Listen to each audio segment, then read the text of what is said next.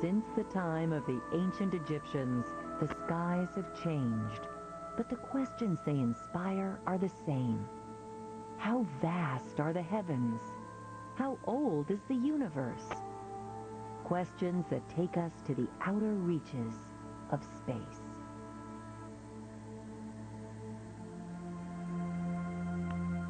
In the quest to put a yardstick across the universe, the moon is our first measure. It is our only natural satellite, just 238,000 miles away, a trivial distance on this scale. In fact, to measure the heavens, astronomers had to invent an entirely new unit of measurement. It's called a light year. The distance light travels at 186,282 miles per second, so 1 light year is equal to 5.88 trillion miles. Our moon is barely more than a light second away. Our sun is a bit farther. The sun is, on average, 93 million miles away from Earth. Its life-sustaining light takes just to reach us. To the planets at the outer reaches of our solar system, the sun is just a brilliant star. Neptune is about 3 billion miles from its warmth. Sunlight takes 4.5 hours to arrive here.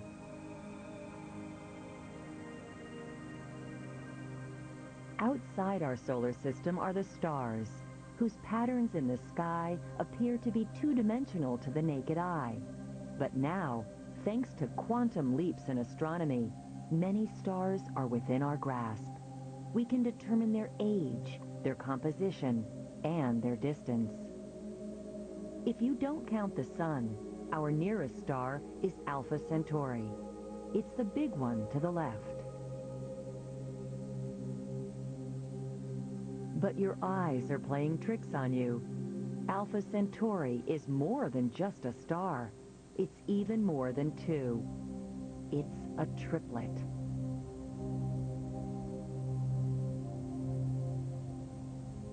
This stellar trio is 25 trillion miles from Earth, or, as astronomers would put it, 4.3 light years.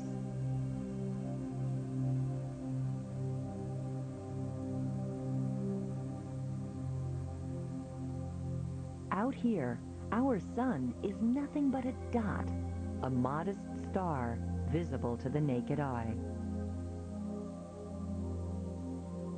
Onward and outward, and some 200 light years from home, is W Ursa Majoris. It's a cosmic Siamese twin, too stuffed to exchange materials. Go farther, and you reach the stars of the Orion constellation, which from Earth appear to be a flat pattern. Out here, we realize that the stars of the Hunter's Belt lie at vastly different distances. To reach the heart of Orion, 100 light years from Earth. Come that far, and you reach the Orion Nebula. This great cloud of dust and hydrogen is what's called a stellar nursery, a cocoon of gestation, a place where stars are born. Keep traveling at the speed of light, and you'll eventually reach the center of our own galaxy, about 30,000 light years away. If we go beyond it and look back, you can observe a spiral thought to contain at least 100 billion stars, the Milky Way. But as vast as the Milky Way seems to us, it is just one in a local group of galaxies.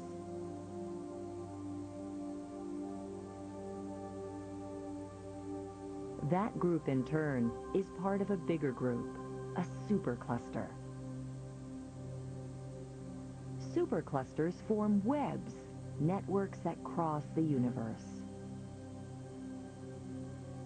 But there is more to the cosmos than meets the eye.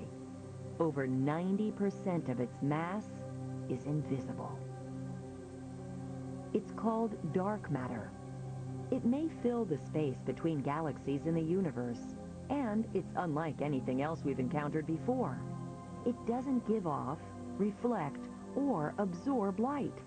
In fact, some astronomers aren't even sure it's really there.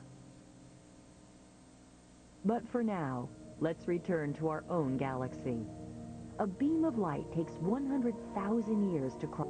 Gaze up at the faintest stars you can see. Their light has taken centuries to reach you. What you're actually looking at is a picture of those stars as they appeared thousands of years ago. Relative to the universe, our solar system doesn't seem so big. You can go from the Sun to Pluto in a matter of hours, traveling at the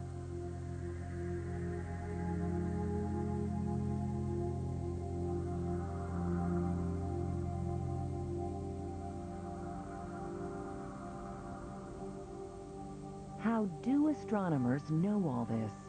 How on earth did they learn to measure the universe? The story begins in Egypt more than 2,000 years ago. It involves basic geometry, calculations familiar to ancient temple builders. The Egyptians gave the world the first unit of astronomical measurement, the circumference of the Earth. They observed that at noon, the sun shone directly down a well in Aswan, while 500 miles to the north in Alexandria, a column cast a shadow. Why the difference? According to legend, a librarian called Eratosthenes realized it was due to the curvature of the Earth. When the sun was directly overhead in Aswan, it was at an angle in Alexandria.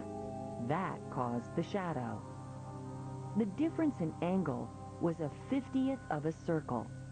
So the distance between Aswan and Alexandria must also be a 50th of something. Eratosthenes guessed that it must be a 50th of the circumference of the Earth. And he was right. The Earth's circumference is about 25,000 miles. 200 BC, and it was known that the Earth was an orb in space. Where it lay in space was tougher to figure out. Ancient humans believed the Earth was at the center of things. Around it, set in a series of crystal spheres, orbited the moon, the sun, the planets, and the stars. But the planets were a puzzle. They were called wandering stars. The heavens could be erratic. Some would stop, reverse, and proceed again in a pattern now known as retrograde motion. Around 100 AD, the Greek astronomer Ptolemy had an answer. He accounted for their wanderings with epicycles, little orbits made by the planets around their main orbital paths. It's a clumsy idea, but it seemed to fit the observations. Ptolemy's theory appears to work for planets like Venus and Mercury, which speed across the sky at twilight. But it fails with others like Mars. For 1,400 years, there was no progress. Then a Danish astronomer named Tycho Brahe came up with half a good idea. He still had the sun going around the Earth, but he had the planets going around the sun. The passage of a comet sparked his theory. Observing the Great Comet of 1577, Brahe calculated that in one night, its movement against the background stars was much less than the moon's movement. This put the comet far out among the planets, smashing the notion of crystal spheres.